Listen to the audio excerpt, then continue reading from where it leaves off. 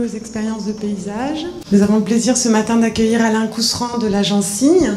Donc l'agence Signe est une agence mythique qui a été créée par Alain Provost et Alain Cousseran dans les années 90 et gérée par Alain Cousseran à partir de 98. Aujourd'hui, on peut parler aussi de groupe Signe puisqu'il y a une agence à Paris, à Bordeaux et en Chine. C'est une agence à laquelle on doit beaucoup de réalisations et d'ailleurs vous voyez le titre de la conférence ce matin, énormément de réalisations du parc historique jusqu'à des quartiers et aussi grands territoires et aussi bien sûr les infrastructures puisque vous avez travaillé sur le tramway de Bordeaux depuis 98 je veux dire, jusqu'à aujourd'hui. Si les tramways pouvaient perdurer depuis 1800, ce serait mieux pour nous, mais bon. Donc, le projet du tramway à Bordeaux a commencé en 98, donc 8 ans après la création de l'agence. Et donc, c'est vrai que les infrastructures sont un élément fort des projets de l'agence. Et on est très heureux aussi, la FFP, de recevoir Alain Cousseran ce matin, puisqu'il a participé à la création de la Fédération française du paysage. Il est encore très actif, donc on le remercie pour cette intervention. Et puis, pour conclure, on peut dire que c'est un homme de réseau, à la fois au sens propre, avec ses grands travaux d'infrastructure, mais aussi au sens figuré, le réseau FFP que tu enrichis et aussi le réseau international.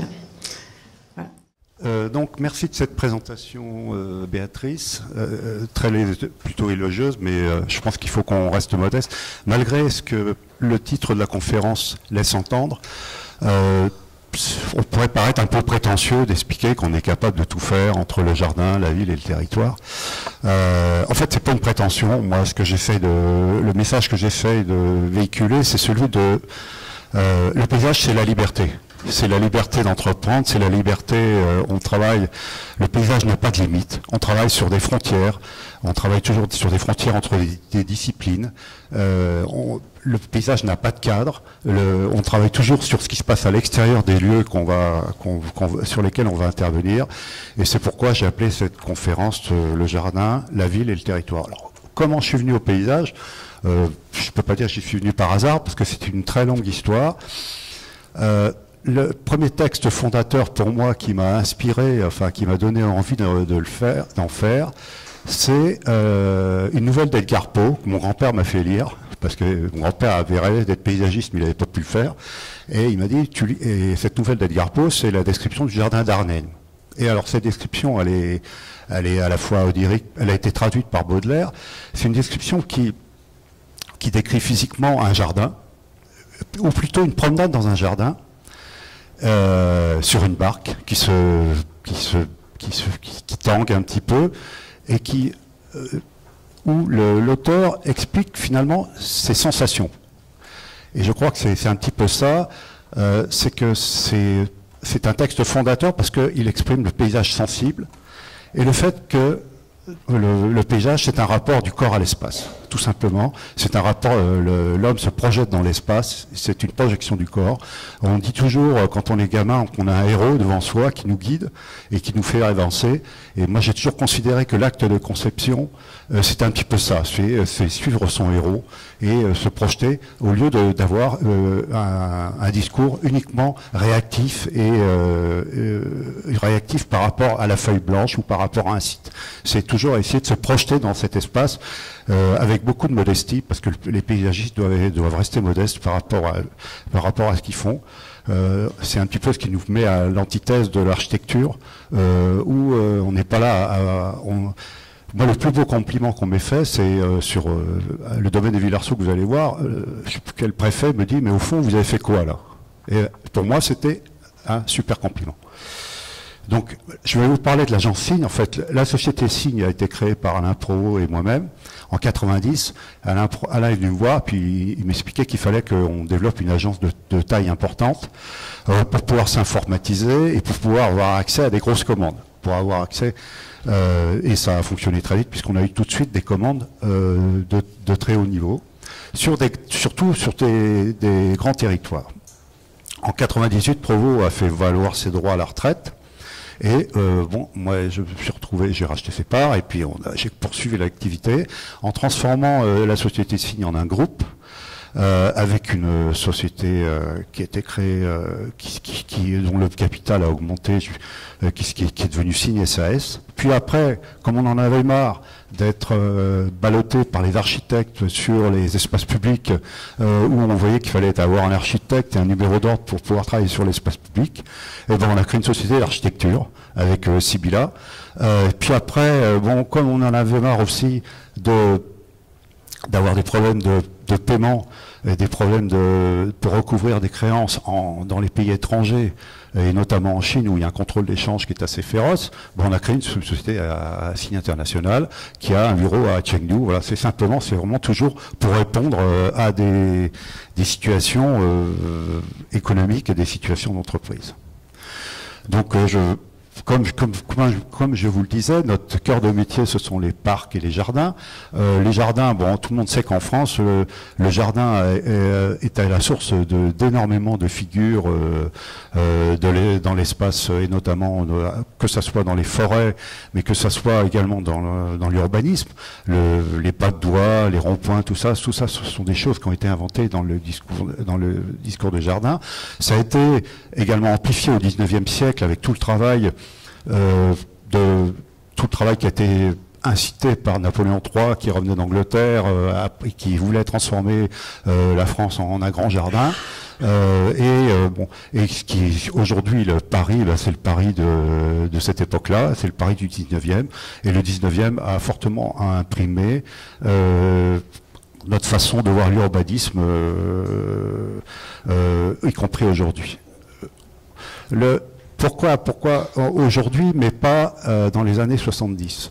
Dans les années 70, on a malheureusement vu passer un truc qui s'appelait le mouvement moderne, le courant moderniste, où le jardin est devenu l'espace vert.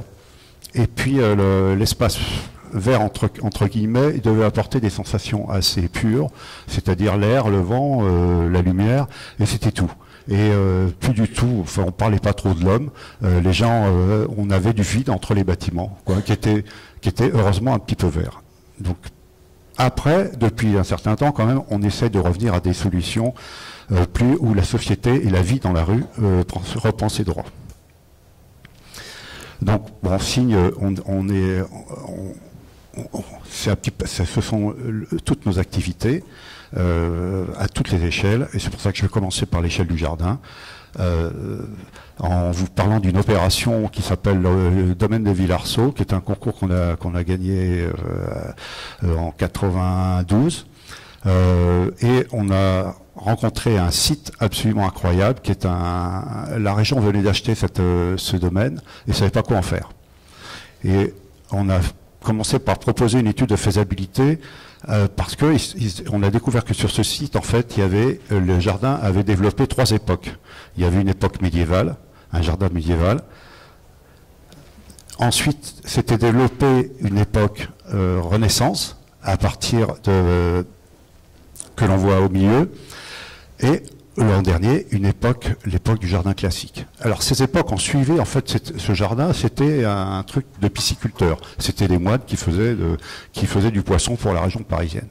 Et ce qui est intéressant, c'est qu'à partir de s'est articulée cette histoire, l'histoire de ce site s'est articulée à partir de l'eau, des miroirs d'eau. Et moi, je rejoins un petit peu un livre qui m'a fait un petit peu réfléchir sur cette histoire de miroir d'eau. C'est le livre de Alan Weiss, Les miroirs de l'infini, parce qu'en fait, on s'aperçoit que c'est cette eau qui rend tout ce jardin flottant. Donc, ce jardin, tout ce que vous avez en vert là devrait être en bleu. En fait, c'est de l'eau.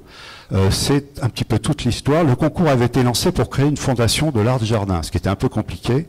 Et il se trouvait que par rapport aux 3 époques déjà précitées, on a découvert à l'intérieur du boisement une quatrième époque, qui était une époque beaucoup plus pittoresque. On a découvert ça tout simplement parce qu'on trouvait dans le boisement des buis, et on ne savait pas pourquoi il y avait des buis à cet endroit-là. Donc on suppose on a découvert également un petit temple et une glacière.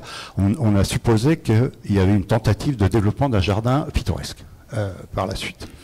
Sur ce jardin pittoresque, on a répondu au concours pour décliner cette histoire des jardins quelque part dans un vallon sous une forme un petit peu structurée, mais ça s'est jamais fait. C'est-à-dire qu'il manque toujours la quatrième époque à Villarceau. Alors, par rapport à nos impressions, c'est-à-dire l'idée de ce flottement qu'il y avait entre qui était imprimé par l'eau, ce flottement des surfaces, on a restauré les structures végétales à l'identique. Alors, on a retrouvé ces structures végétales non pas dans des archives parce qu'elles n'existaient pas, il y avait juste un plan terrier, mais du coup, je me suis penché sur des traités sur les jardins, entre celui de Boisseau de la Baroderie, tous ceux qui ont suivi, pour essayer de comprendre un petit peu. Et c'est là qu'on a découvert qu'en fait, la géométrie qu'on prône aujourd'hui, grâce à tous les outils qu'on a, que ce soit de l'informatique, mais aussi la règle l'équerre, en fait, la géométrie de ce parc, elle n'est pas du tout, elle paraît très lignée, très rectiligne, etc. Mais ces lignes ne sont absolument pas parallèles ni perpendiculaires. Et c'est ça qui est intéressant, c'est que quelque part, l'artifice, le calage du site, le calage de ces surfaces par rapport à ce flottement de l'eau est fait parce que les lignes sont orientées par le regard. Et par exemple, tous les arbres, les structures végétales, les arbres qui entourent ce jardin, qui entourent ces plans d'eau, ce sont des tilleuls taillés, mais qui ne sont absolument pas dans un rythme régulier. Ils sont tous orientés par rapport à un point du regard, suivant un système rayonnant. Donc les arbres ne sont absolument pas alignés. Et du coup, le fait que les arbres ne soient pas alignés, on n'a pas l'effet de barrière on n'a pas l'effet de barrière visuelle de tout cet encadrement par la structure végétale. Même chose pour le parterre Renaissance. Le parterre Renaissance, en fait, on l'a complètement recréé. On l'a recréé avec un système d'eau, là c'est un peu sale, mais un système d'eau pour mélanger l'eau avec la structure Renaissance. Pareil, aucun angle droit. Tout est orienté à partir de points de vue. Et en fait, ce ne sont pas des carrés, ce sont des trapèzes. Tout ça. Donc, et c'est ce qui donne une certaine... c'est ce qui rend intéressant, finalement, l'approche corporelle de ce site, c'est-à-dire qu'on a quelque part, toujours, on n'est pas gêné par la géométrie. On a continué, donc ça c'est la partie, la première partie, c'est une pêcherie, donc on élevait les poissons, c'est un des premiers bassins de cette pêcherie. L'autre jardin, c'est la falaise du Malpas à Terrasson. Alors ça c'est une réponse paysagère sur un problème technique. La falaise en question s'effondrait sur les maisons qui sont au-dessous. Et on a été appelé par une grosse boîte d'ingénierie pour essayer de voir comment on pourrait accompagner les travaux de drainage de la falaise, d'agrafage de la falaise, etc. Et du coup, on a proposé au maire de faire plutôt un jardin de visite pour pouvoir grimper sur cette falaise et faire un parcours sur des passerelles sans toucher le sol, de manière à ce que ces choses-là, de manière à cacher un petit peu tous les dispositifs qui avaient été faits pour éviter que la falaise tombe sur les maisons. Donc on en voit un petit peu, c'est un parcours en fait qui permet à la ville la plus récente, jusqu'à la ville la plus ancienne qui est en haut, un parcours de visite sur lequel, qui s'est transformé petit à petit en parcours pédagogique grâce à toute une histoire qui a été déclinée par un scénographe le long de ce parcours. Autre opération, là on change d'échelle, c'est le parc de la Haute-Île à Neuilly-sur-Marne. Donc ça, c'est un parc. Alors là, c'est la période où on a commencé à passer de l'ornement, passer de l'ornement vers à des choses qui avaient plus de sens sur le plan de l'écologie, je dirais, de l'écologie et même de l'environnement. C'est une boucle de la Marne sur lequel il devait y avoir une exploitation évidemment de matériaux parce que on cherche des matériaux en Île-de-France et il devait y avoir un grand trou et puis petit à petit.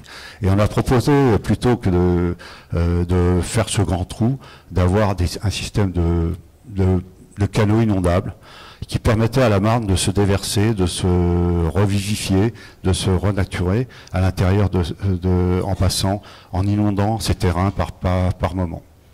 On a découvert au centre comme dans beaucoup d'endroits en France, un site archéologique. Donc du coup, on a arrêté tout. C'est pour ça que le centre paraît en friche, mais en fait, c'est pas une friche. Le centre, c'est un lieu expérimental où on a des opérations d'entretien qui sont des opérations d'entretien avec des animaux ou des choses très très douces et où on laisse faire la nature. C'est-à-dire quelque part, on essaye de trouver un mode de gestion où la nature reprend ses droits, mais où l'homme la contrôle d'une certaine manière. On n'a pas planté un arbre sur cet endroit-là. On n'a jamais planté un arbre. On a laissé pousser ce qu'il y avait sur place, ce qui venait spontanément. La seule chose artificielle, c'est le dessin de ces canaux.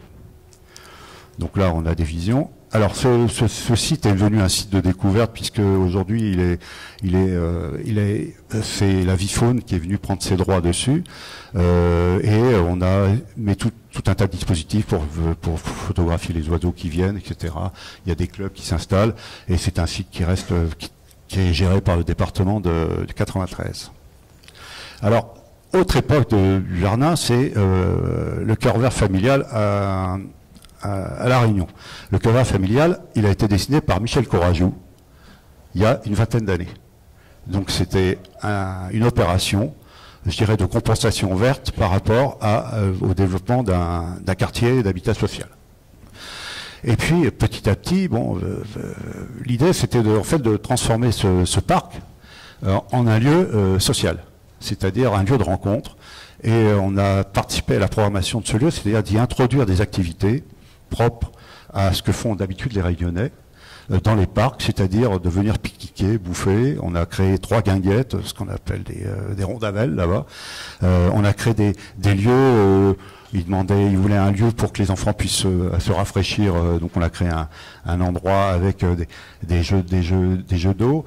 Un autre lieu qui est un skatepark, un lieu aussi pour gérer les eaux de la ville grâce à de la restauration un petit peu naturelle. Bon, voilà, cette animation, en fait, l'inauguration, c'était plutôt une inauguration, je dirais, entre guillemets, sociale. L'inauguration, il y avait tout d'un coup 5000 personnes qui avaient pris possession de ce lieu, qui allaient bouffer leur sandwich et qui se promenaient et donc une activité qui n'avait pas pris corps lorsque ces lieux n'étaient qu'un parc. Donc c'est là que quelque part on change un petit peu d'époque où on se dit que il faut aujourd'hui accepter qu'on puisse faire des parcs où il y ait du commerce, ou des activités économiques, etc. Et ça change pas la beauté du site, quoi. On n'a absolument pas détruit le dessin de Michel. On a complété par touche ces emplacements. Alors maintenant, je vais vous parler là, on voit sur cette photo, des dispositifs pour traiter l'eau, ce qu'on appelle un kiosque qui reprend un peu le vocabulaire du ficus Bagnan qui est à côté, qui est en fait un truc où on peut acheter des sandwichs. Il y a autour, il y a une bibliothèque qui s'est installée, donc un théâtre de lecture où le gamin, là on voit le gamin qui monte. L'escalier qui est sur l'image en haut à droite a été dessiné par Michel, parce que au milieu comme il fallait quelque part stocker les terres d'excavation de tous les bâtiments, Michel avait eu l'idée de créer une sorte de volcan jardin au milieu de ce parc. Maintenant, je vais vous parler de la ville, parce que la ville, le paysagiste a acquis ses lettres de noblesse en ville, puisque je vois que quelque part, il y a eu plusieurs grands prix de l'urbanisme qui sont des paysagistes, enfin. Faut pas oublier que l'urbanisme a été inventé au 19e par un club de paysagistes, dont Forestier faisait partie, et que quelque part, c'est aussi retrouver quelques lettres de noblesse par rapport à l'urbanisme débridé auquel on a assisté dans les années 70, quoi. Donc le paysagiste, en tant qu'entre guillemets urbaniste, il intervient sur deux aspects. D'abord sur l'aspect espace public, l'accompagnement des transformations de la ville en termes d'espace public. Ce projet que vous voyez là, sur lequel il y a le titre La Ville, c'est le projet de la couverture de la RN14 à Neuilly, qui est devenue c'était l'avenue Charles de Gaulle. Et il était question de proposer sur cette couverture différente. Il y a un concours qui a été lancé. Et nous, on l'a gagné finalement grâce à l'eau. On l'a gagné parce qu'on a dit, en fait, dans la perspective de le nôtre, entre le grand axe, entre la Défense et l'Arc de Triomphe, il se trouve que la seule chose qui puisse finalement à la fois combiner le mouvement et la réconciliation des deux parties de Neuilly et la grande échelle, ce sont les jeux d'eau. Donc on a créé un jardin d'eau sur cette esplanade, avec des parties évidemment vertes. Il y a plusieurs séquences. Il faut vous dire que ces parties vertes sont là pour absorber également un pôle d'échange bus. Un pôle d'échange bus métro qui est en plein milieu de ce site, etc. Et où finalement c'est un square. Ce pôle d'échange s'est transformé en square. Pareil, à la suite de ça, on a continué à avoir la chance de gagner le concours qui était celui de la TETES de la Défense, en face, et où on a proposé toujours ce parcours de l'eau. Alors il y a le bassin de Takis qui est venu s'alimenter. On l'appelle le bassin de Takis parce que Takis est venu mettre sa sculpture sur ce bassin-là, mais c'est toujours cette idée que quand même on peut avoir magnifier des axes grâce au parcours de l'eau. Alors maintenant, je vais vous parler d'une autre opération qui est une aventure qu'on a vécue à Bordeaux. On a eu la chance en 98 de gagner, alors ça c'est une histoire absolument incroyable, on a été sollicité un matin à 9h pour déposer notre candidature avant le soir à 17h à Bordeaux par un confrère bordelais, Emmanuel Laju. On a concocté notre dossier à toute vitesse, on l'a mis sur le tapis bagage à Orly, il est arrivé sur le tapis bagage à Bordeaux, et il a été déposé à la mairie de Bordeaux 10 minutes avant leur limite. Bon, pouf, il se trouve qu'on est retenu parmi les 10 équipes du concours. Et là, on a tout d'un coup, on s'est vraiment posé la question, qu'est-ce qu'on peut faire? Est-ce qu'un tramway, c'est l'introduction? Est-ce qu'on peut le faire de manière académique? Est-ce qu'un tramway, c'est bâtiment, entre guillemets? Est-ce que tout d'un coup, on doit faire des prouesses de matériaux, de calpinage, de choses comme ça? Et en fait, non.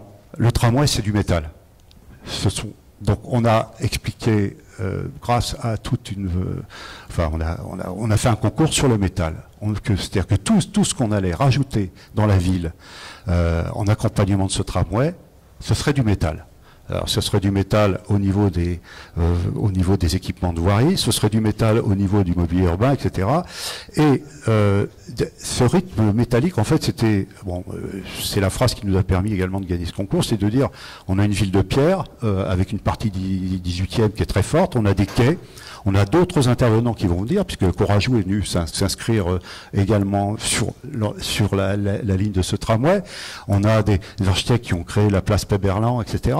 Et qu'est-ce que comment on peut rester discret? Et en fait, on a dit, finalement, Bordeaux, ville de pierre, ville du futur, on met des agrafes métalliques partout pour que le tramway garde son identité.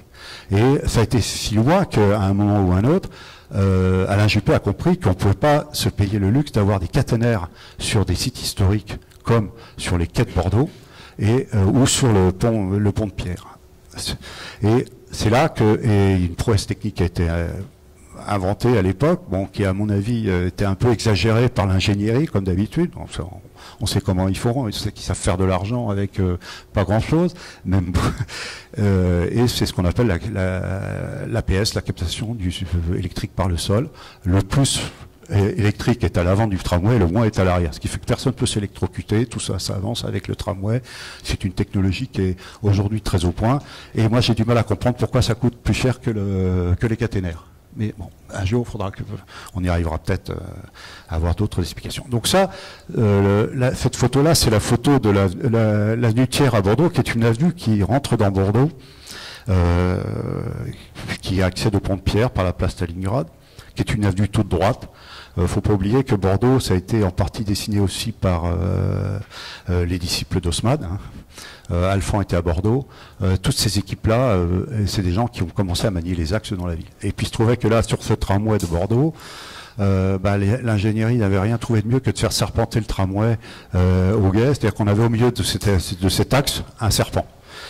Donc tout le travail qu'on a mené, c'était pour redonner de la rectitude à cet axe, qui était devenu, surtout d'introduire une autre idée de l'entrée de ville, qui était de mettre du gazon entre les rails et d'avancer. Alors on voit dans cette image-là, on voit que ce que vous voyez, le rail au milieu, c'est la captation électrique par le sol. Bon, c'était c'est pas seulement une idée, c'est vraiment des choses qu'on a vraiment débattu très longuement avec la municipalité en disant voilà, il y a un exemple, il y avait beaucoup d'ambition. Il ne faut pas oublier que Bordeaux, c'est le premier grand tramway qui a été fait, enfin le deuxième grand tramway après celui de Nantes qui a été fait, et avec des volontés très fortes. Bon, alors tout le monde dit ça a coûté très cher. Moi, je pense que quand on aime, on compte pas. Le résultat aujourd'hui, il est là. Et si les entreprises qui ont travaillé sur le tramway de Bordeaux exportent, c'est grâce à ce qui a été décidé là-bas.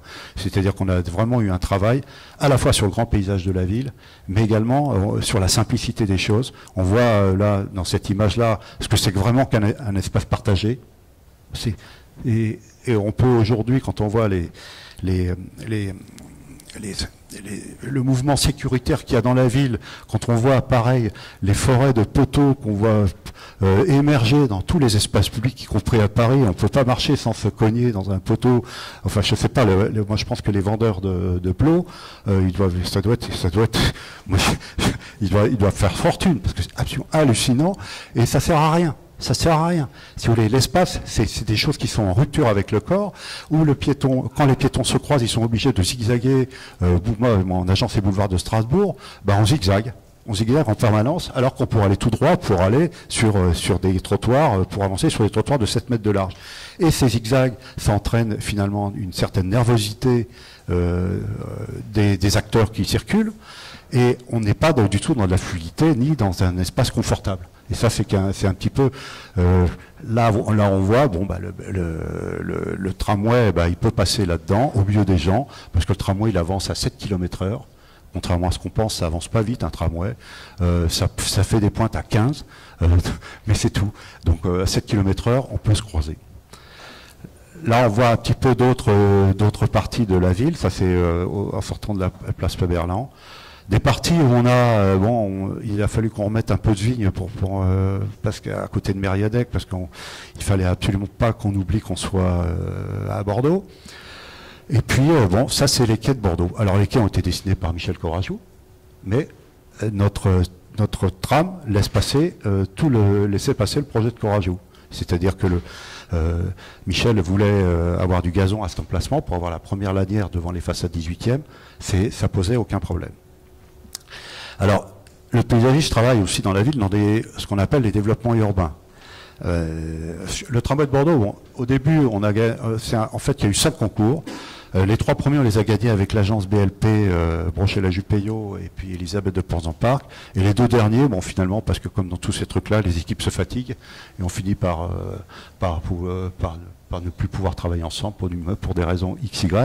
Et on s'est retrouvé à concourir un peu seul. Et finalement, on a gagné les 2 dernières lignes. Aujourd'hui, signe est lauréat des 5 lignes du tramway de Bordeaux, mais vraiment en s'y attendant absolument pas, de la première jusqu'à la dernière, au dernier concours. Mais bon, il faut dire qu'aussi, ça implique aussi une formation humaine, ça implique aussi des ressources humaines. À un certain moment, ces projets où on travaille avec de la très grosse ingénierie, on a besoin d'avoir des gens qui savent parler aux ingénieurs pour éviter de n'avoir plus qu'un rôle pour mettre du persil sur la tête de veau ou de la choucroute, comme on veut, mais pour passer à autre chose, c'est-à-dire pour infléchir le projet, pour lui donner sa vraie rigueur par rapport à l'espace qui est traversé. La ville, c'est aussi les développements urbains. Bon, alors là, c'est un écoquartier qu'on a gagné avec Christian de Villers à Bordeaux, ou à côté du lac de Bordeaux, où on s'aperçoit que bon, le site était plutôt intéressant. C'est une ancienne friche arborée avec du pin des Landes qui vient le long border le lac avec un tramway qui passe sur le grand axe que vous avez au milieu, et puis des espaces de liaison, comme vous allez le voir, qui vont qui sont transversales au lac. Sur ces espaces de liaison, on a instauré tout un système de bassins pour permettre de traiter déjà les eaux pluviales des chaussées et des toitures, etc. Et en fait, ces eaux sont accompagnées, ces bassins donnent l'illusion que d'être en relation avec le lac, ce qui est absolument impossible, puisque pour des raisons de niveau et puis pour des raisons entre guillemets sanitaires, le lac, machin, il y a des moments où le lac n'est pas baignable, entre guillemets. On a créé donc un système d'agrafes hydraulique, une première agrafe hydraulique qui est un parc qui permet d'assurer cette relation vraiment entre l'urbanisme et le lac, et d'autres agrafes hydrauliques qui sont plutôt des bassins qui accompagnent l'architecture et le développement urbain. Le développement urbain est extrêmement hétéroclite. On a vraiment chaque architecte qui a été de son mouvement il a été de son empreinte, en essayant d'effacer celle qu'il y avait à côté, mais bon, on y arrive. Mais finalement, on s'aperçoit que c'est l'espace public qui remet tout ça un petit peu en harmonie, et l'eau, et la présence de l'eau aussi qui est très importante. Alors cette présence de l'eau dans la ville, bon, on s'aperçoit qu'aujourd'hui, de plus en plus, tous nos projets, on nous dit, vous n'avez pas le droit de déverser dans les réseaux plus de tant litres par heure ou par seconde, je ne sais pas quoi. Et aujourd'hui, tous nos projets, heureusement ou malheureusement, peu importe, tous nos projets doivent intégrer le fait qu'on traite l'eau, et on traite une partie on traite l'eau de l'urbanisation à la parcelle. Et ça, c'est un petit peu, ça rejoint un peu aujourd'hui, ce qui nous permet, nous, de nous vendre, entre guillemets, à l'étranger, c'est qu'on pense que un jour, le président Xi Jinping a dit toutes les villes chinoises doivent être des éponges. C'est qu'enfin, on découvre que la minéralisation à outrance des villes est quelque chose qui n'est pas pour rien pour le changement climatique. Elle n'est pas pour rien aussi pour l'élévation de la température des villes. Et que, quelque part, on s'aperçoit qu'il y a beaucoup de minéral qui ne sert pas à grand-chose, finalement. Et donc, aujourd'hui, on commence en Chine à casser du minéral pour remettre la porosité en ville et remettre le verre. Ce que les Chinois font très vite et très bien et très rapidement. Donc ça, c'est nous, en France, on est un petit peu plus étriqué, puisque la France, c'est un pays où le terrain coûte très très cher, et où la volonté politique, disons, se laisse doubler par je dirais, l'économie des projets. La France, c'est un pays où il y a une spéculation foncière effrénée, et pourquoi la construction coûte si cher en France? C'est que les terrains sont trop chers, c'est clair. Et ça n'existe pas dans des pays dans des pays comme la Chine, ces choses-là se règlent différemment. Je ne parle pas d'un modèle, mais je dis simplement, je compare deux situations qui n'ont rien à voir. Donc ça, accompagner l'urbanisme avec le paysage, c'est sans doute aussi, c'est d'abord commencer par faire du paysage avant de faire l'urbanisme. Que ça soit dans le quartier Ginko ou comme les opérations que vous avez là, qui sont un chantier à Gennevilliers qui s'appelle les Louvresses. L'idée, c'est quand même de partir de la trame du vide pour laisser s'organiser le plein après. C'est que cette trame du vide, elle est importante, puisque aujourd'hui on arrive à la vendre parce que techniquement elle est nécessaire, puisqu'il faut stocker de l'eau, il faut faire disparaître les parkings, etc. Donc aujourd'hui, cette trame du vide, elle nous permet aux paysagistes, de prendre la main sur le dessin, la composition des opérations, y compris en densité.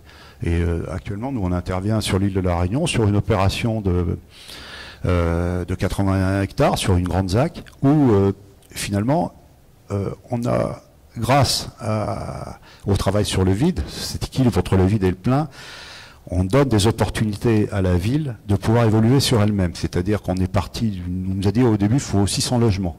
Et puis finalement, après on nous a dit, il en faut 2000. Puis après, on nous a dit 3000. Puis maintenant, on nous dit, il en faut 1500.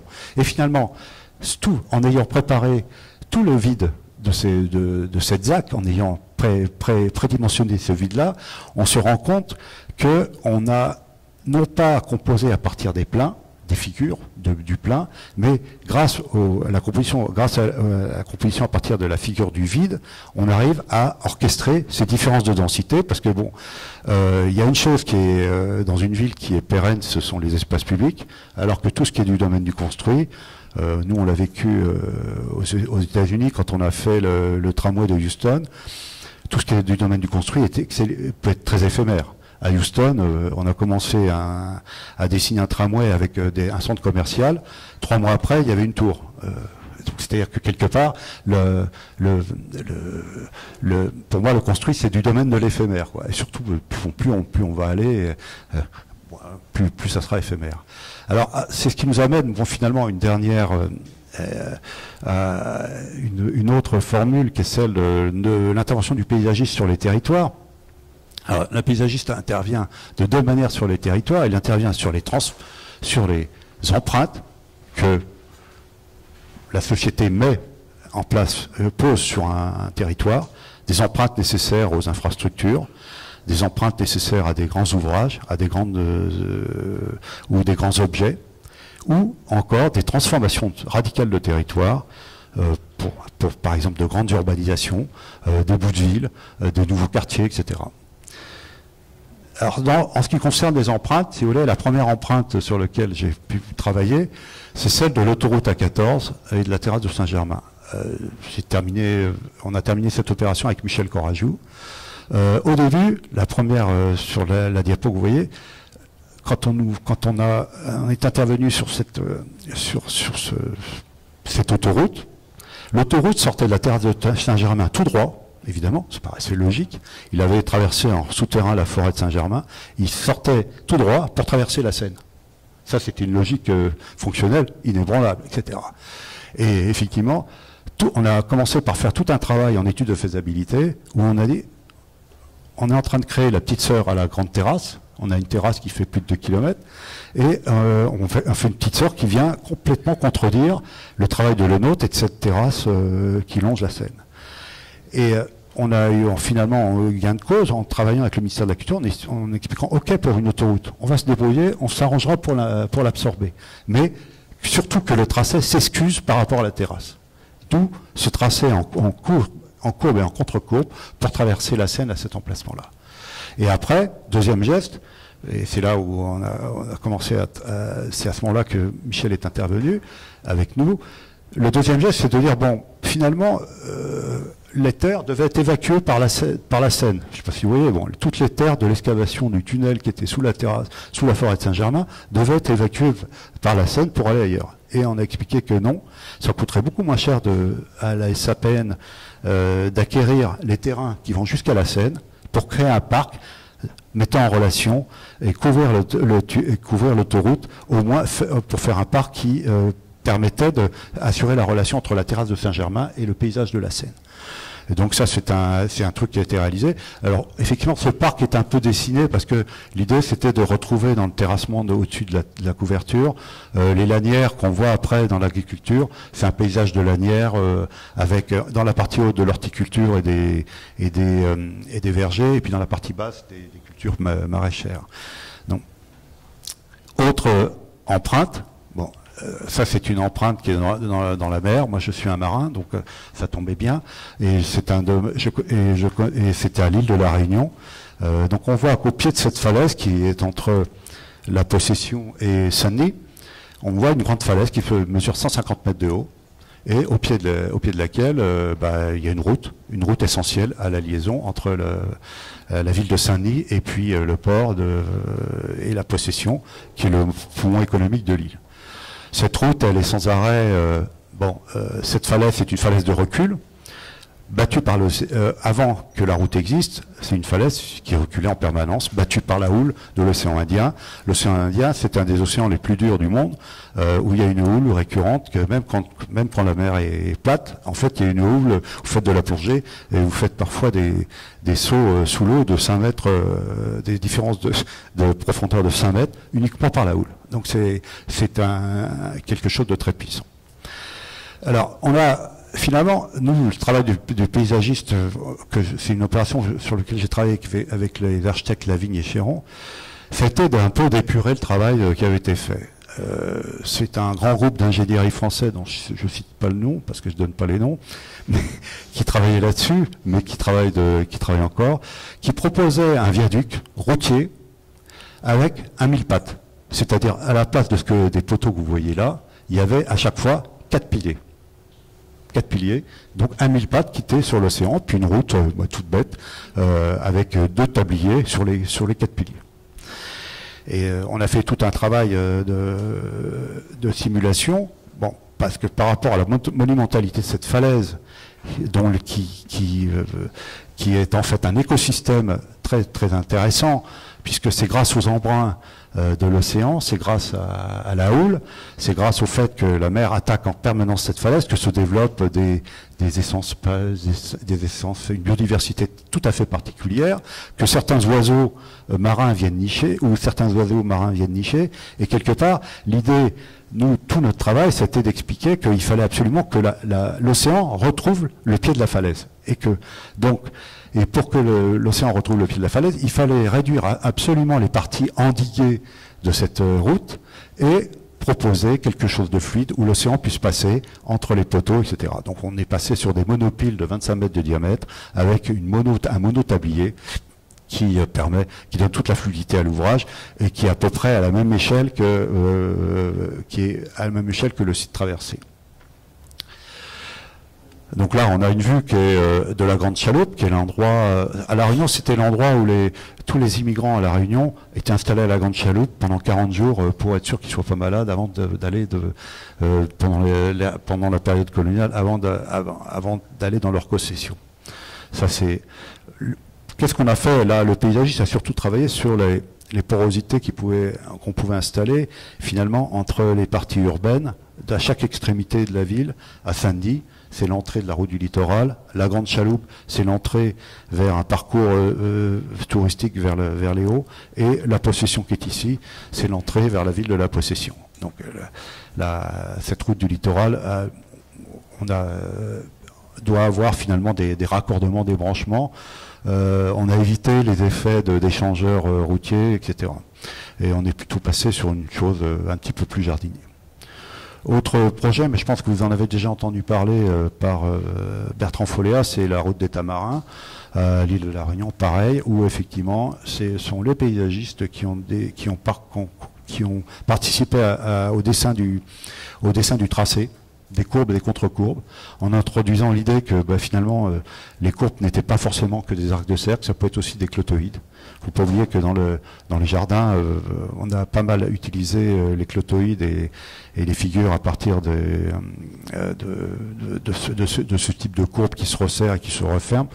Et l'utilisation de ces courbes permettait effectivement d'infléchir le tracé en fonction du relief, pour éviter les trop grands terrassements. Bon, je ne vous cache pas que des grands terrassements, il y en a eu quand même. Mais pareil, là aussi, on a évité... on a expliqué qu'il fallait être franc. Ça ne sert à rien de vouloir faire des aménagements avec des plantations. Dans ces endroits-là, c'est la côte ouest de l'île. Ces plantations n'ont pas de sens. C'est une zone qui est pratiquement en friche et où la friche se reconstitue toute seule. Donc venir planter des choses qui allaient être transformées en friche parce que ça ne serait pas entretenu.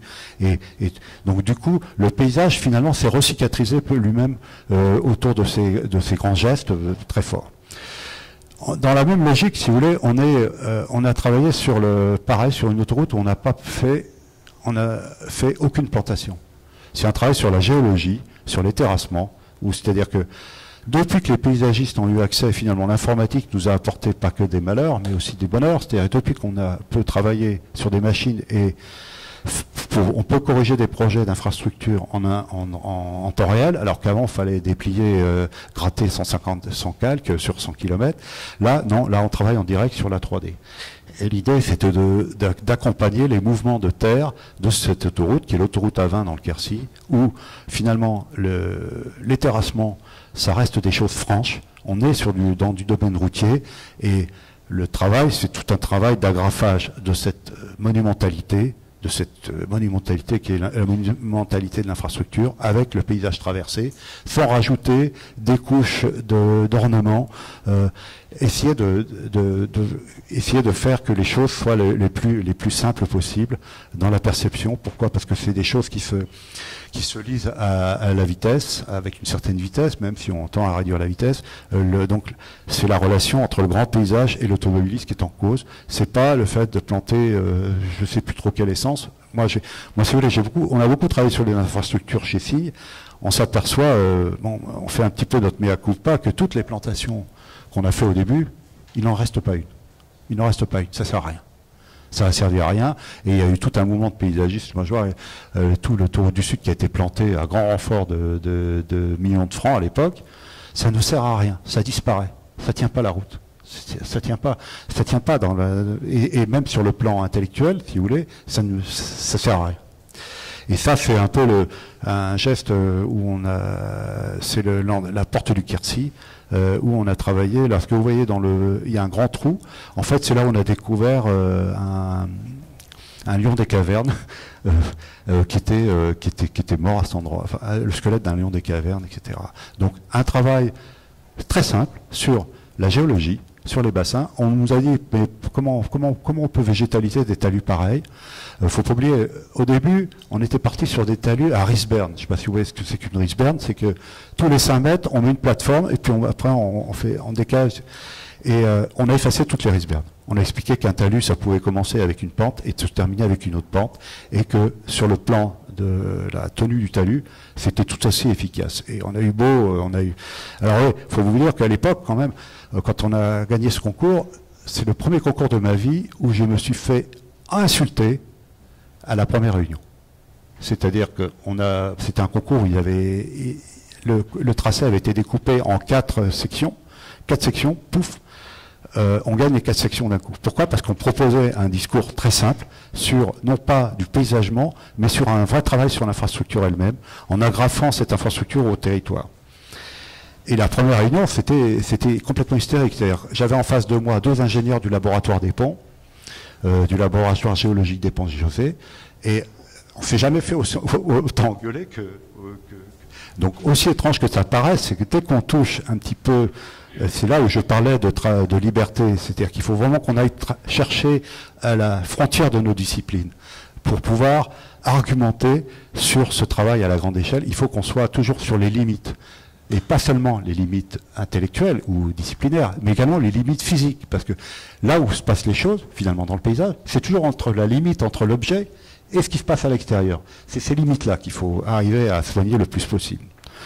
Donc, on a eu d'autres travaux avec un terrassier qui s'appelait Royal pour remettre en évidence certaines parties géologiques. Puis ça, c'est un échangeur. C'est l'échangeur de Souillac. Donc vous voyez, on est dans la forme pure technologique de l'autoroute. On ne vient pas faire du jardinage, on ne vient pas créer un parc à l'anglaise dans un endroit ça n'aurait aucun sens. On est dans le domaine de l'autoroute. Et ça, ça c'est un discours qui est, effectivement, parfois on dit que ça va on est un petit peu extrême, mais bon, n'empêche que cette autoroute, aussi dure qu'elle paraisse, ou aussi composée qu'elle paraisse, vous voyez sur cette image, en fait, il n'y a pas de forme gratuite. C'est la technologie du terrassement, du boson en terre, qui fait que les formes se dessinent de cette manière-là. Alors maintenant, je vais vous parler, SIG depuis, on a gagné en 93 avec Alain Provost le Thames Barrier Park à Londres. Je ne vais pas vous en raconter, je ne vais pas vous parler du Thames Barrier Park parce que je crois qu'il a publié au moins dans tous ses bouquins.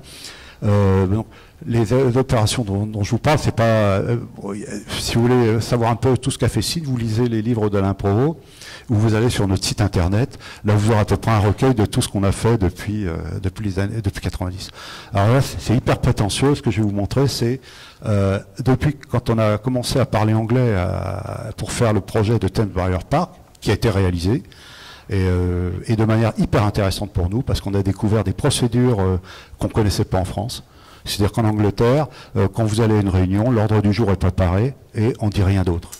Et si on a des choses... Alors qu'en France, les réunions durent des heures et des heures pour entendre des gens raconter leur vie et dire n'importe quoi. Et bon, ça c'est un vieux monsieur qui vous parle, c'est-à-dire que je suis un peu fatigué de ce type de procédure où finalement, au bout de 5 minutes, on a compris le sujet, mais il faut entendre parler, il faut écouter parler des gens pendant des heures et des heures du même sujet. Donc, voilà.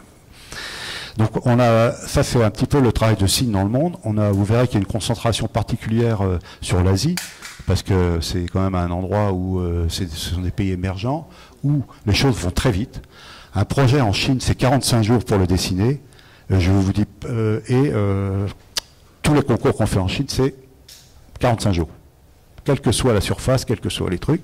Et l'économie va très vite. Et l'économie qui suit ça, ça va aussi très vite. C'est-à-dire que quelque part, il faut qu'on propose des choses qui soient...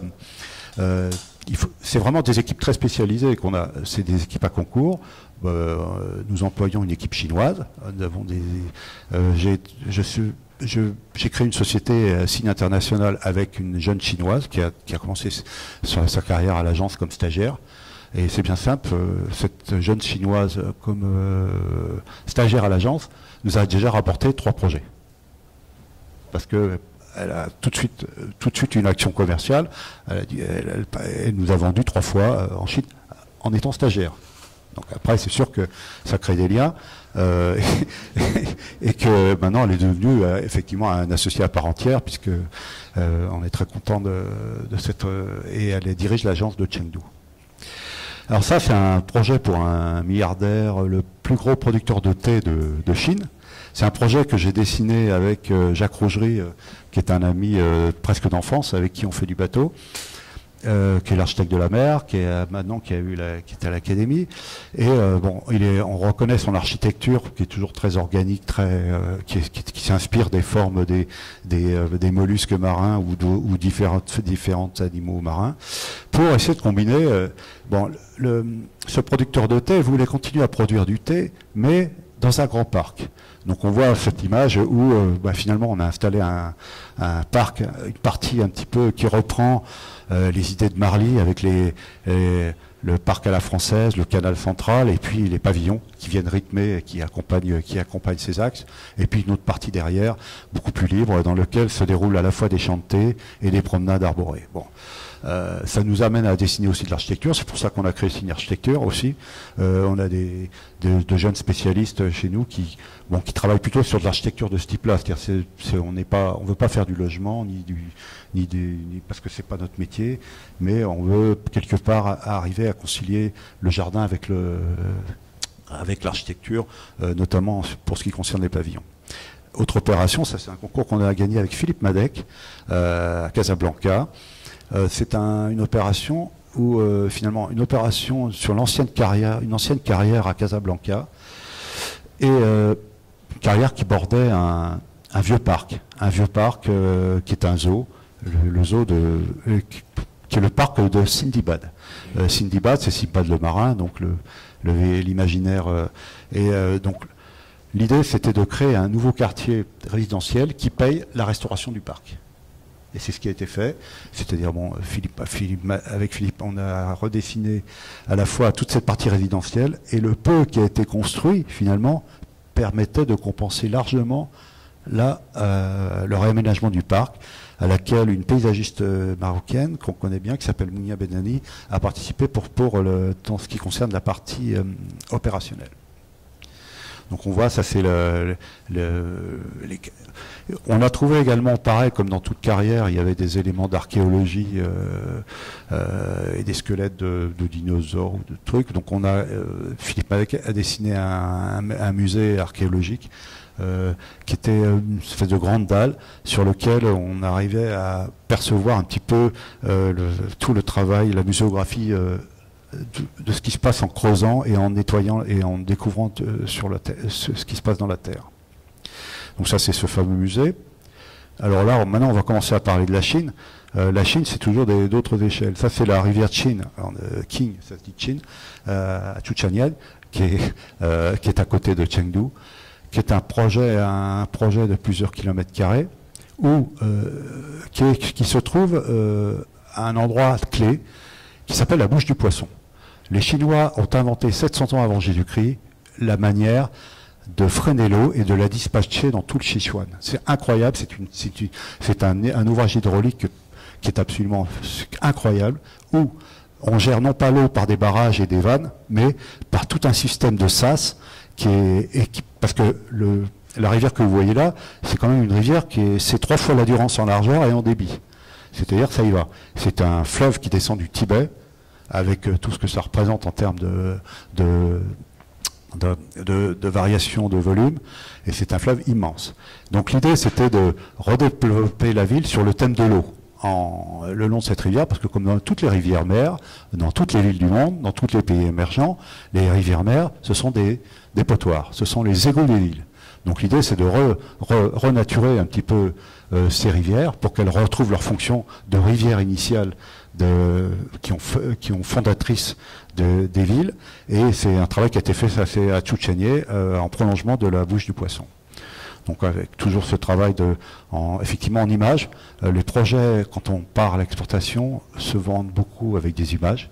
Parce que je vous donne un exemple. Bon, on travaille aussi pour l'Agence française de développement pour des sujets de rivières. En ce moment, on travaille sur une rivière qui est à Nagpur, elle s'appelle Nag River. Alors, dans les dossiers internationaux, Banque mondiale, AFD, il faut faire un diagnostic, des analyses, etc., puis aboutir à un projet. Je peux vous dire que nos officiels, nos interlocuteurs, qui sont indiens ou chinois, le diagnostic, ça ne les intéresse absolument pas. Ils vous coupent tout de suite en vous disant, mais ça on sait. Nous, on connaît, on est chez nous, on connaît. Donc le projet, c'est quoi? Donc c'est pour ça que, enfin si j'ai des conseils à développer, c'est qu'aujourd'hui, pourquoi on fait de l'image? Parce que pour pouvoir faire passer d'autres idées, qui sont des idées peut-être plus puissantes en termes d'environnement, et on est obligé de passer par l'image. On vend la requalification de la rivière Nag à Nagpur, on vend l'idée de désinstaller je sais combien d'entreprises qui déversent leur pollution dans la rivière pour les mettre en dehors de la ville. On vend pour arriver à travailler sur les bidonvilles qui évidemment sont installés le long de la rivière, puisque c'est les endroits où les terrains sont disponibles. On passe par l'image automatiquement pour arriver à faire passer ces projets-là. Et surtout dans leur échelle. Parce que très souvent, ces problématiques-là sont pas proposées à la bonne échelle. On nous donne une rivière avec 15 mètres de part et d'autre, alors que le sujet, il n'est pas là du tout. Le sujet, il est sur 500 mètres, sur 100 mètres, voire 500 mètres de part et d'autre. Donc ça, c'est toujours ces fameuses images. Autre image, ça c'est au bord du Mékong, c'est à Phnom Penh. Donc là, tout d'un coup, on a eu une demande et tout ça, c'est toujours avec mon ami Jacques Roger, on reconnaît son architecture un petit peu iconoclaste. C'était de construire une ville sur une île qui est au bord du Mékong à Phnom Penh. Ce sont des investisseurs, et il fallait qu'on trouve une ville qui respecte le mode de construction chinois, c'est-à-dire qu'il y a un mode à la fois répétitif, mais toujours sur un socle de commerce. Les immeubles sont posés sur des socles de commerce, donc on est toujours dans cette logique-là. Tout ça, c'est au bord du Mékong. Le Mékong, il varie de niveau à peu près de 5 mètres entre les moussons, les périodes de mousson et les périodes sèches. Donc c'était l'idée de trouver des jardins intermédiaires flottants, voire des jardins inondables pour assurer la qualité de la promenade le long du Mékong. Donc vous voyez, pareil, un dessin qui est fait non pas par rapport à réellement qu'une optimisation de la surface construite, puisqu'il y avait 2 millions de mètres carrés à construire en plancher, mais l'idée c'était de trouver quelques variations également dans l'architecture et dans l'introduction de ce nouveau quartier. Autre sujet, ça c'est Nouméa, l'usine de Denis-en-Beau à l'entrée de Nouméa. Tous les gens qui ont été à Nouméa savent qu'on passe devant un nuage jaune en arrivant à Nouméa, entre l'aéroport et le centre-ville. Et c'était l'idée, en fait, Denis-en-Beau, c'est pas seulement une usine de nickel, c'est aussi un grand dépôt de scories. Parce que pour faire du nickel, il faut exploiter beaucoup de terrain, et on a des stocks de scories à faire. Et la grande problématique, on a travaillé là avec beaucoup de biologistes, c'est comment transformer ces scories comment faire verdir ces scories. Et là, j'avais rencontré Gilles Clément, on avait pas mal de conversé, parce qu'il était aussi sur ce concours. Et lui, il avait une parole qui était intéressante, parce qu'il disait, au fond, la Nouvelle-Calédonie, c'est un poison. C'est du poison. La terre, c'est du poison. Quand vous coupez un rameau d'arbuste en Nouvelle-Calédonie, la sève, elle est bleue. Elle est déjà pleine de métaux rares. Et le miroir de ce poison, en fait, ce qui se passe en Nouvelle-Calédonie, c'est que c'est un des lagons les plus riches du monde en termes de biodiversité. Et pourtant, c'est le lagon où se déverse tout ce poison. Donc l'idée, enfin, quelque part, on sait que la nature et notamment la nature océanique, la nature marine, a des vertus pour s'adapter, pour se modifier, enfin, quelque part, pour arriver à transformer ce qui est du domaine du négatif et du poison en quelque chose de positif. Et on peut manger du poisson en Nouvelle-Calédonie, le poisson, on ne mange pas du poisson, finalement. Donc ça, c'était tout un travail qui a été fait sur le vide de SLN de Denis-en-Beau. Je ne cache pas qu'on a perdu le concours. C'est un dénommé Ricciotti qui a gagné le concours parce qu'il avait trouvé un très joli bâtiment pour remplacer l'usine. Ça, c'est un travail qu'on a fait à Oman. Il y a au centre de Mascate, il y a un parc qui s'appelle le parc Coom, qui donne à voir sur une mangrove. À l'époque, la mangrove, il y a eu un mini raz-de-marée à Mascate, et la mangrove a été source de problèmes pour la ville, parce que il y a des gens qui se sont fait emporter, ou il y a des voitures, enfin plutôt des 4x4 qui se sont fait emporter par le raz-de-marée. Et donc l'idée, c'était de transformer, de barrer la mangrove par une digue. La digue, c'est à peu près ce qui est à l'emplacement de la route qu'on a proposé. Et nous, on a dit non, pas du tout. Il faut laisser la mer, la mangrove, c'est un mélange, se fait avec un mélange d'eau salée et d'eau douce. C'est toujours au débouché d'une rivière que se développent les mangroves. Et les mangroves, c'est quand même c'est quelque part le point de départ de la vie sur la mer. C'est là où les poissons viennent pondre, toute une faune qui vient s'installer. Et donc on a proposé un système de jardins orientaux qui venaient ponctuer, permettre aux gens de visiter cette mangrove et de traverser cette mangrove par un pont, et remplacer la digue par un pont. Un système qui finalement faisait freiner l'eau et atténuer les effets de raz-de-marée éventuels, plutôt que de les bloquer par une digue, parce qu'on sait que la digue, un jour ou l'autre, elle lâche. Ça, c'est des sujets plus théoriques, où on a travaillé sur l'exposition universelle de Yeosu en Corée, toujours avec un travail sur la mer, un travail sur parce que je pense que aussi le paysage marin il demande à être revisité, à être étudié, aussi à y introduire, parce que la mer reçoit énormément de poubelles, reçoit énormément de choses très négatives de la terre. Et puis quelque part, il faut faire des gestes symboliques sur la mer pour qu'on commence à la respecter. Il ne faut pas oublier que l'avenir du monde de la planète repose essentiellement sur les océans. Et que quelque part, c'est pour ça que je travaille beaucoup avec Jacques Roger là-dessus, parce que je pense que finalement, ce qui se passe sur Terre, est certainement très grave sur le plan du réchauffement climatique, mais ce qui se passe sur la mer, c'est encore plus grave. Alors que la mer a un potentiel de régénération absolument incroyable. Alors ça, c'est toujours la Chine, c'est une opération assez iconoclaste, où finalement, c'est un concours où il fallait qu'on travaille sur l'idée à la fois du Québec, l'idée du Québec, et de trouver une ville qui s'inspire du Québec. Donc on a expliqué que non, ok, le Québec, ok, mais ça sera un parc d'attractions, un peu sur le modèle du Puy du Fou, C'est cette figure que vous voyez là, et que le reste, ça serait une ville normale. Une ville à peu près normale, dessinée normalement, en reprenant des symboles, parce que les Chinois adorent qu'on leur propose des choses qui ressemblent à ce qu'ils voient pendant leur voyage. Donc là, on voit, vous voyez l'espèce de fort qui apparaît, c'est en fait le fort qui représente le parc d'attractions du Québec. Et le reste de la ville, c'est une structure à la fois chinoise, contemporaine et occidentale de l'urbain. Mais l'urbain, il est quand même mis il est quand même orchestré grâce à une intervention sur l'eau.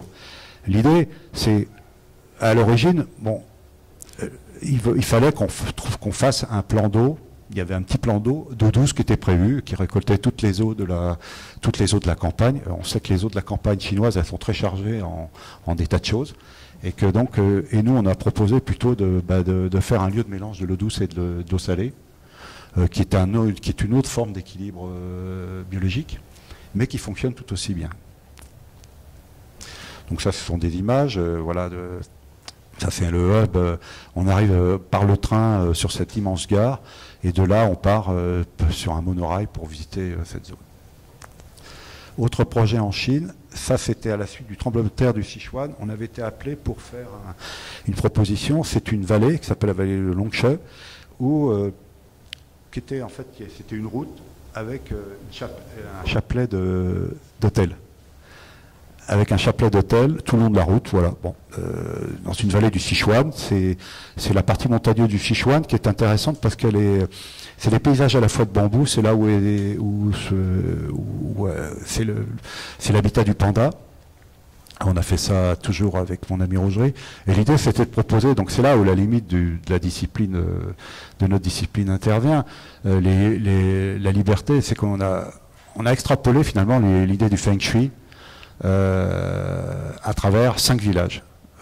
Les 5 éléments du Feng Shui sont représentés par des villages. Alors évidemment, il y a le village de l'eau, où c'est une hôtellerie qui est surtout axée vers la balnéothérapie, enfin tout ce qui est balnéothérapie. Le village de la terre, en fait là, c'est un village où on apprend à manger et à mieux manger et les ressources de la terre.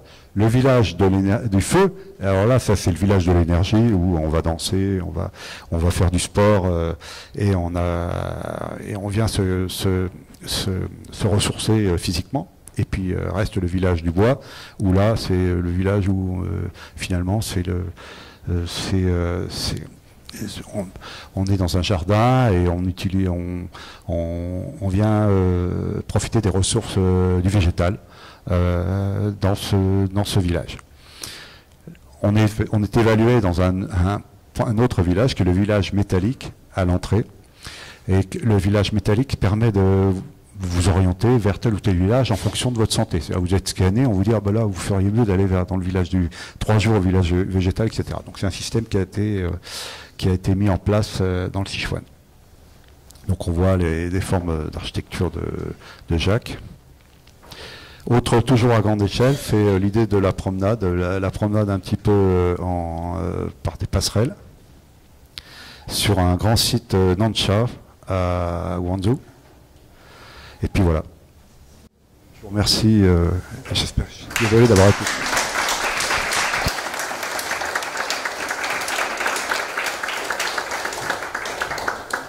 Merci beaucoup Alain pour cette conférence. Oui, moi, pour parler de signes, pour parler du paysage, en dehors du fait que moi j'ai une attitude très intuitive par rapport à ce métier.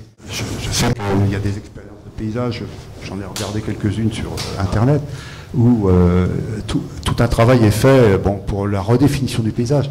Moi, au fond, le paysage, je le découvre tous les jours. Je le découvre à chaque fois que je fais mon métier. Je le découvre à chaque fois qu'on pose une question, parce qu'on pose des questions, comme vous avez pu le voir, entre le jardin et puis les grands équipements, etc. À chaque fois, c'est différent. La question est différente. Quand on a travaillé sur le canal Seine-Nord-Europe, on est arrivé à un moment, après de 2 ans, bon là, le truc était un peu abandonné, mais au bout de 2 ans, bon, finalement, on a participé à une réflexion, on s'est rendu compte que ce n'est pas le canal et l'eau qui était transporté entre la région parisienne et l'île qui était rentable, qui était économiquement viable pour ce canal, c'était l'aménagement qui allait avoir lieu sur ce canal. Et que le plus important, c'était de gérer le territoire qui allait être mis en place le long de ce canal. C'est de gérer les fameuses zones d'activité, de gérer tout ça. Finalement, l'eau, dans une concession, c'est jamais l'objet de la concession qui est intéressant économiquement, c'est tout ce qu'il y a autour. Donc voilà, je voulais dire que quelque part, c'est là où on a un rôle, c'est que finalement cet espace du vide sur lequel on travaille, ces fils conducteurs, sont générateurs d'autres limites. Et c'est pour ça que le paysage, finalement, c'est un espace de liberté qui n'a pas de limite. Voilà, je vous remercie. Merci. Oui, en effet, à travers cette conférence, tu nous permets aussi de redécouvrir aussi le métier. On le redécouvre avec toi, on le redécouvre tout le temps, chaque samedi aux expériences de paysage. Et c'est vrai qu'on peut dire, en voyant tout ce travail aussi, que tu es un amoureux des grands tracés et des grands axes, et héritier de Le Nôtre, d'Alphand, de Forestier. Et donc, tu as travaillé sur beaucoup d'axes d'infrastructures et de transport et de mobilité. On parle aussi aujourd'hui beaucoup de nouveaux paysages liés à des nouvelles mobilités, des nouveaux modes de transport. Et donc, à travers tous ces travaux et même tous tes voyages et aussi en bateau, qu'est-ce que tu pourrais donner comme enseignement sur le paysage des mobilités aux jeunes paysagistes qui sont acteurs des transitions? Bon, personne d'autre n'a mieux écrit sur le paysage de la mobilité que Marc Desportes. Je pense que chaque paysagiste qui veut travailler sur un paysage de la mobilité doit lire. C'est une véritable Bible, parce que c'est un ouvrage où la place du corps dans l'espace est reconnue. Et le fait que le corps, en fait, c'est le corps qui lit le paysage. Le paysage, c'est une notion un peu qui était anthropologique, et c'est le corps qui lit le paysage. Et le corps, il ne lit pas seulement le paysage avec les yeux et les oreilles, etc. C'est que Marc Desportes, il cite un professeur qui s'appelle le professeur Berthoz, qui est un des grands chantres des sciences cognitives, où finalement, le paysage, on le lit avec d'autres sens d'autres sens que les yeux ou les oreilles, etc., mais d'autres sens qui sont des sens corporels qui vous dégagent des émotions.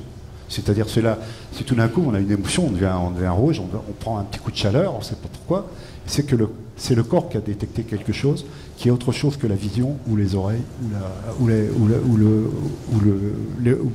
le nez.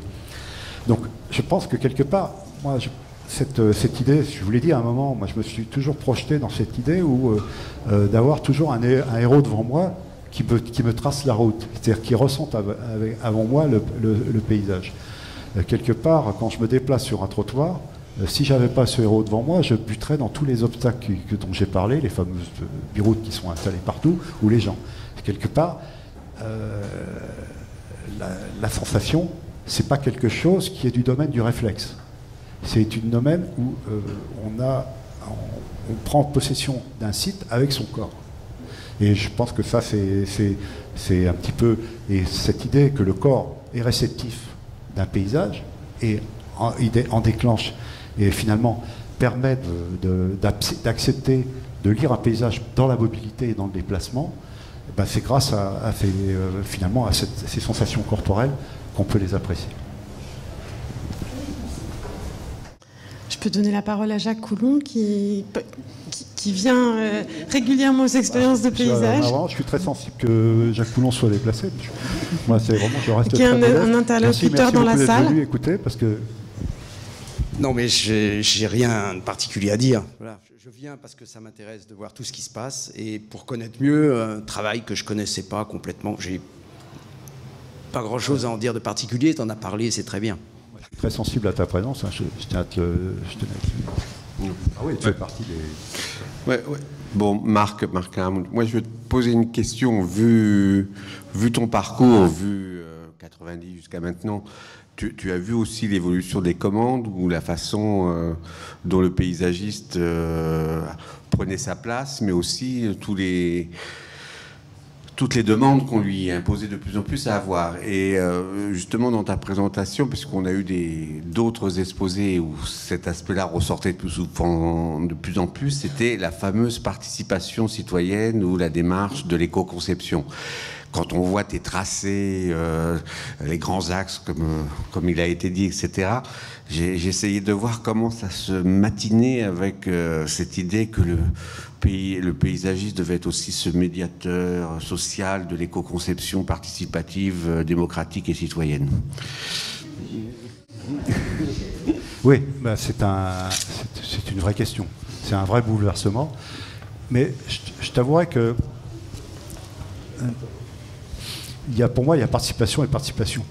Si la participation, ça consiste à participer à une réunion de mairie pour vendre un projet et acheter des voix et avoir des voix à la sortie aux élections, ça ne m'intéresse pas du tout. J'ai vécu ça sur plusieurs projets et là, on est pris en otage sur un discours où finalement, les élus qui sont là, c'est pour se faire réélire, c'est tout.